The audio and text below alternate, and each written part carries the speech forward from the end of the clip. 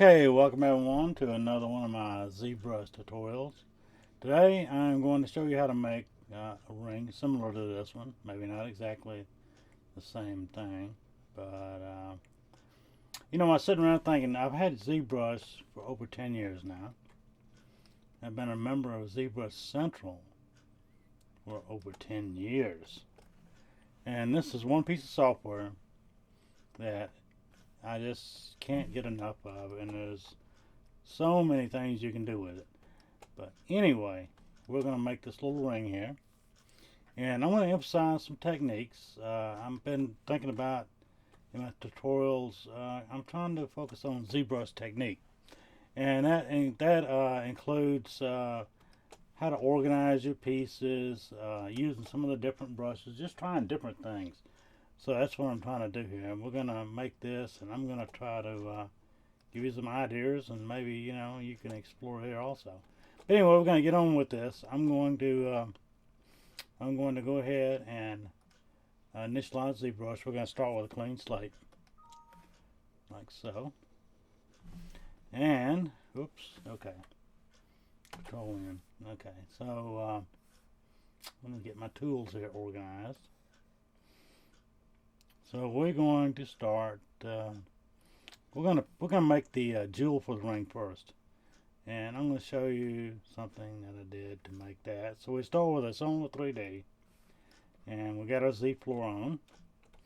And what I do is go down here and initialize this a little bit. We're going to give it a 6 in the H divide, like so. And then we're going to just run that down a little bit. So we got a hexagonal shape there. Yeah, and we're going to go ahead and size it down a little bit, like so. And we're just going to jump right in and make a poly mesh. Now what I'm going to do is we're going to make a little faceted jewel. I haven't put the color on it yet, but we're going to try to get a little faceting going on here. We're going to play jeweler, so we've already got our poly mesh. And I'm going to go ahead and rename it. We're going to call this our jewel, like so. And see, what was I going to do next? We're going to turn on the transform. We're going to activate symmetry. Our radial count, we're going to leave it at 8. And we're going to dive right in here, and you hold down Shift Control. And we're going to use the clip curve brush for this little demonstration. But first, before I get any further along, let me do a Dynamesh. And we can do that in our geometry tab. And I like 256, kind of my magic number for Dynameshing. Let that now. Check. So we got everything Dynameshed. So we're going to use a clip curve. We're going to have our Z symmetry turned on. And we've got it set to 8. Okay. So we're going to facet this and hold down Shift Control.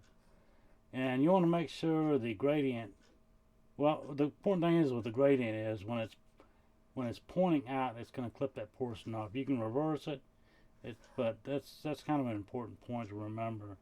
But we're going to have it pointing out, and I'm holding down Shift Control, and if you simultaneously hold down the space bar, you can position it.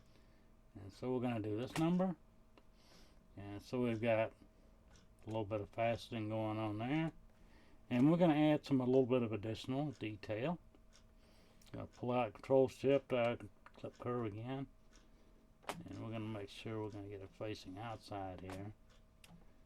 And we're going to clip it off right about so. So that's going to give us some more facets.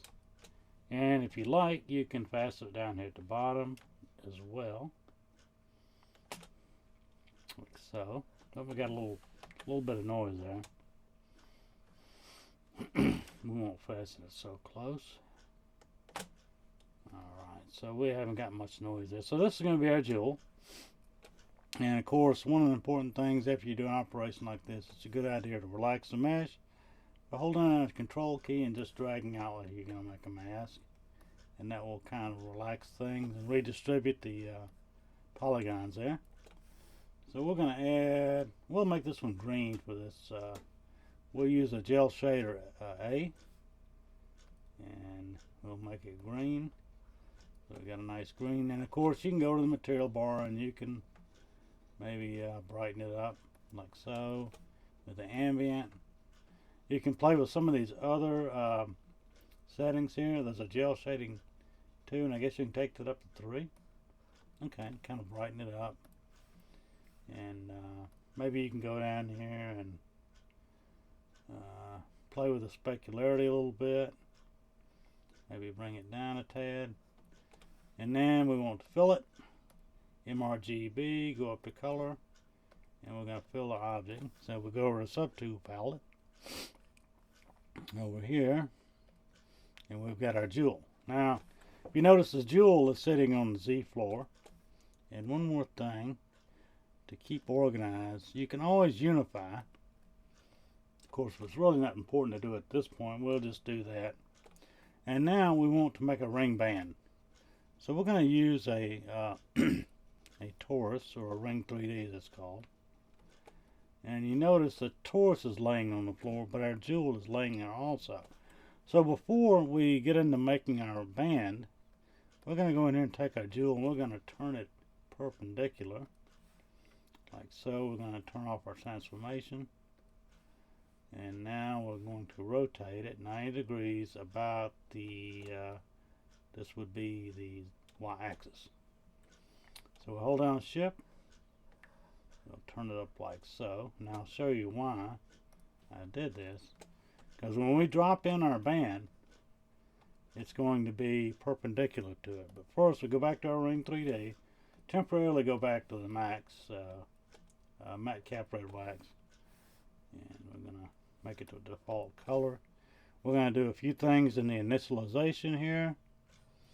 We're going to shrink down the radius a little bit, and maybe divide it up, smooth it up a little bit. We'll run our divisions up. So we got it kind of narrow like we want it. Now we're going to make this a poly mesh. Alright, this is what I want to do. We got a poly mesh. We'll go ahead and do our Dynamesh at my magic number of 256. And we'll run that Dynamesh. Looks like we got that done. Now I want this to be a little bit taller, and of course you can go to your transformation tool and find out what axis. You're going to make it a little taller in the Z axis. So we'll go over here to our deformation, and we'll just size it up a little bit in the Z axis here, like so. Now what I want to do is I want to flatten the inside and the outside just a bit. So what we're going to get into is a polish mesh with a polish brush, which you can go to. You can actually go B, and I think you can go P for a shortcut. And there's our polish brush.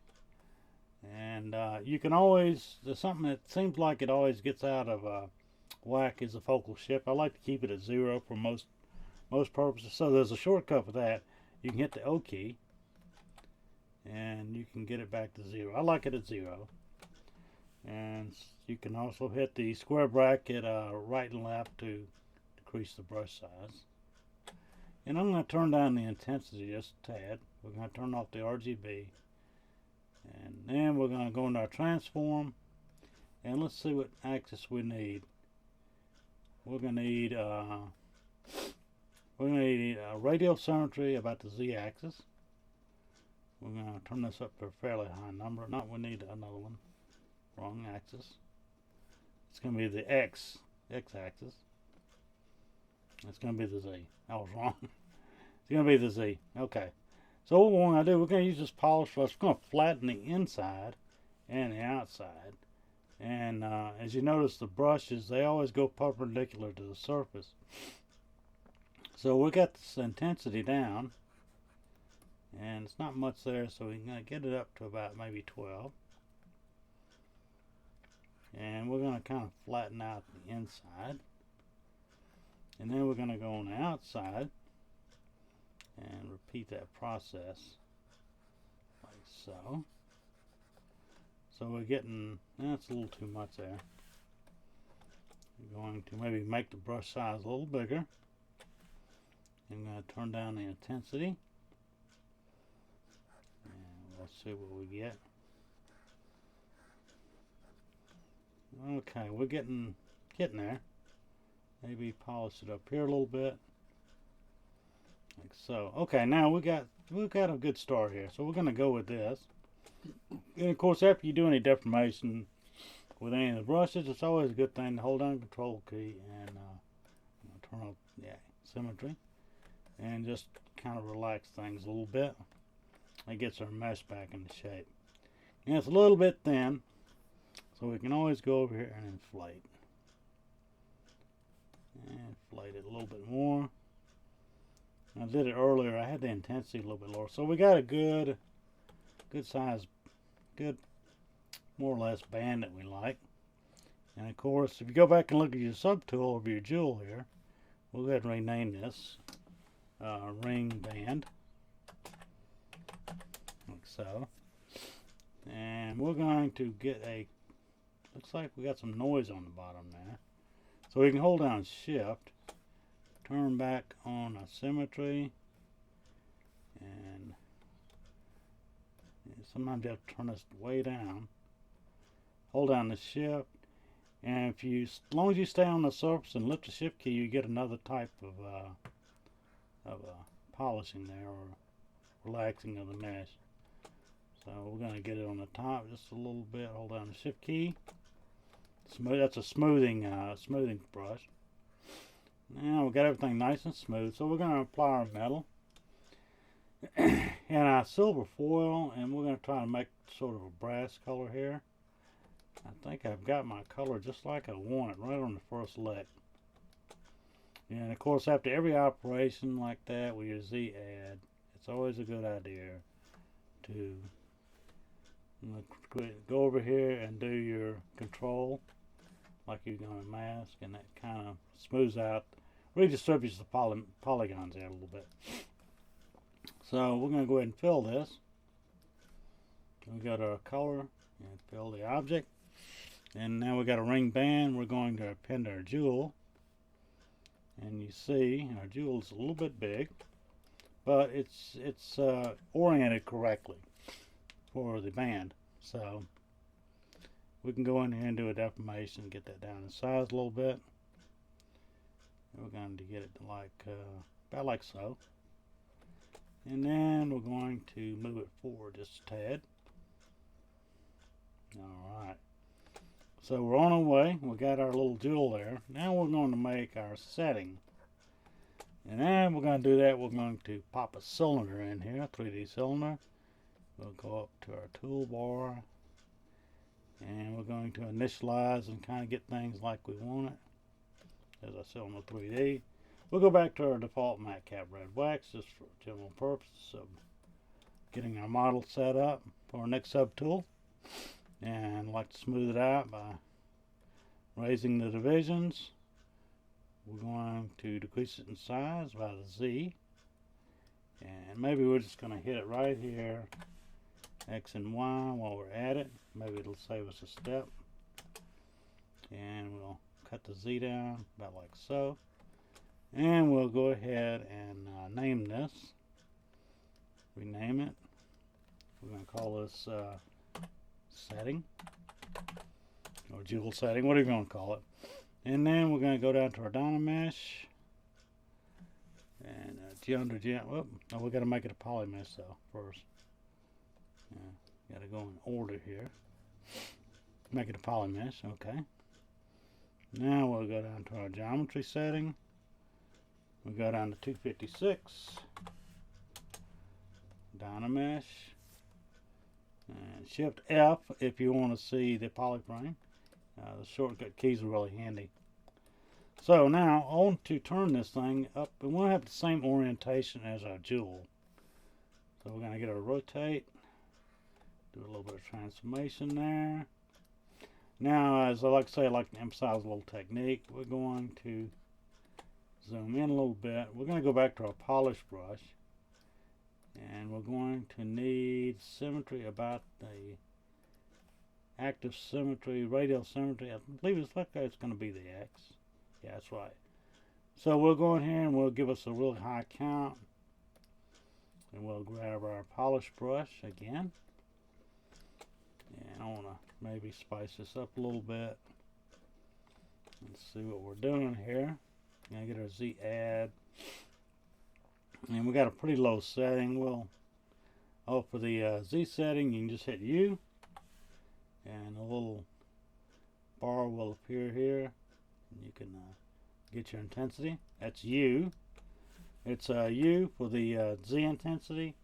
It's O for the focal shift, and S for the draw size. So those are some handy shortcuts you might want to commit to memory there.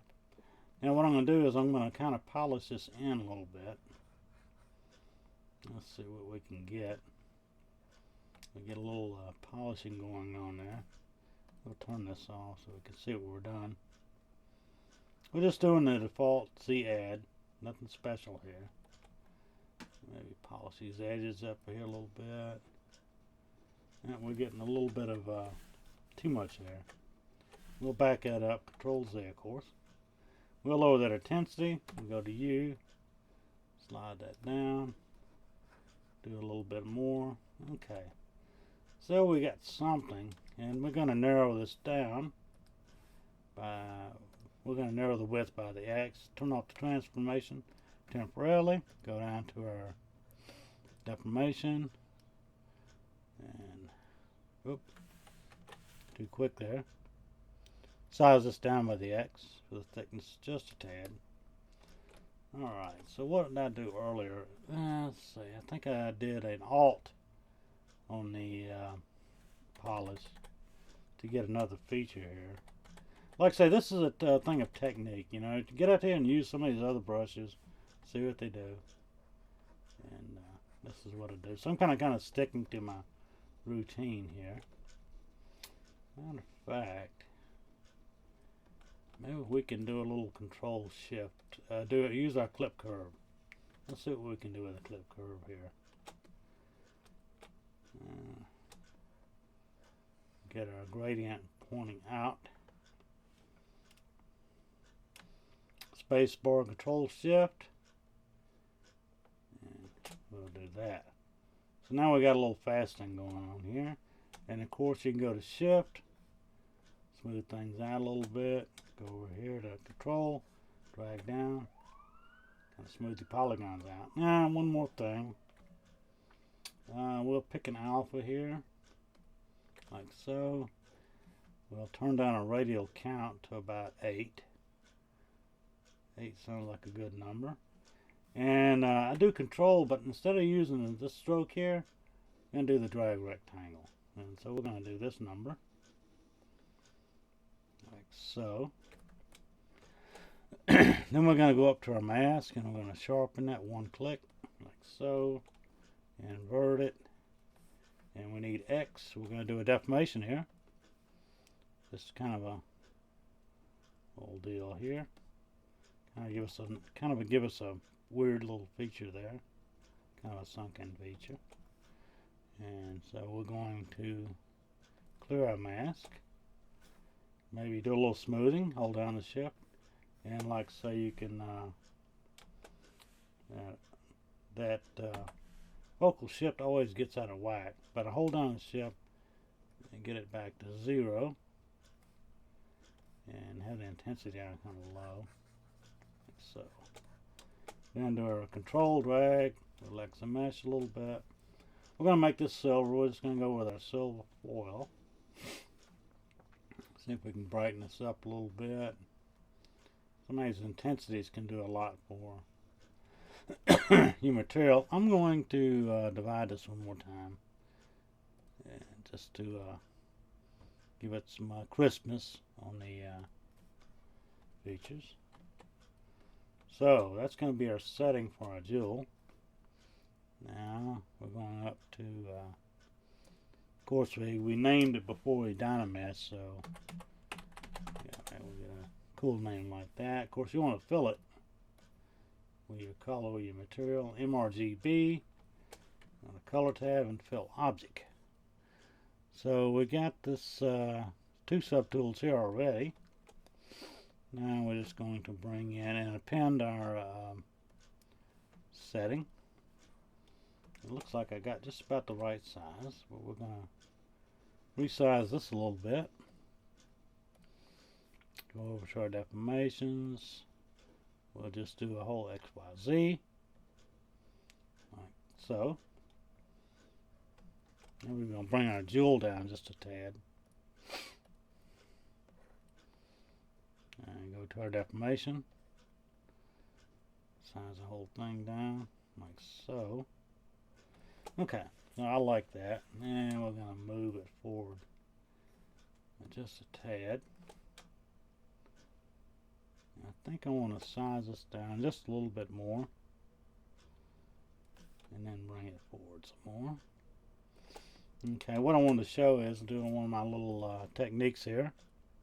Well, again, we're trying to emphasize technique here. So we're going to bring our setting forward. I'm going to stick it out here just temporarily. And I'm going to redrag, turn off this symmetry. I'm going to drag a new transformation. I'm going to bring it back down to about the middle. Maybe pull it out like so. But we want to get that center circle in there. And when you got the move tool active, you can hold down the Alt, and you can get a little bit of a bend here. I'm going to bend that, and you can click on a red bar here, hold down Shift, drag it, recenter it. It'll snap, and then we're going to bring this back and see if we got the curvature. So it looks like got it pretty close on the ring there.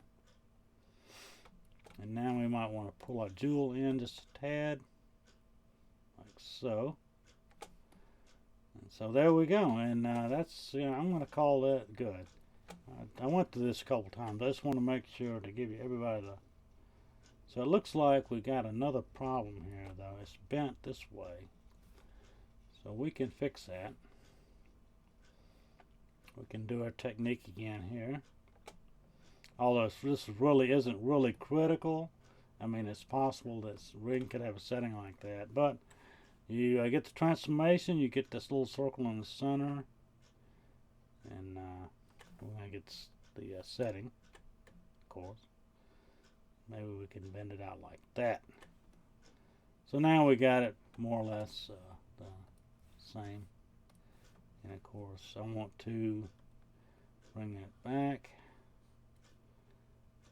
Get it this way. Hold on my Shift. Yeah, like so. So I'm going to call that good. So this is how you do it. Just a few little techniques you might want to add to your repertoire of things you can do in ZBrush. And of course I'll do a quick render. And we'll call this finished. So we'll do a quick BPR. And there's your ring. I'll show that one more time. So that's it for this tutorial. I hope you enjoyed it. And you can always go over to ZBrush Central. There's a lot of good tutorial information over there. They have videos. You can look at other people's work. A lot of the guys over there make the creatures. I'm really not into that. But I like making simple little objects like this. So go over to www.ZBrushCentral.com. And I am using ZBrush 4R5. One of the rumors has it that the next version, which will be ZBrush 5.0, they will have a 64-bit version. And some of the information I have says they were going to go into billions of polygons for the meshes and stuff. So anyway, hope you stop by over ZBrush Central. And thanks for watching my video. And we'll try to get something up here in the next week or two. So have a good day and enjoy it.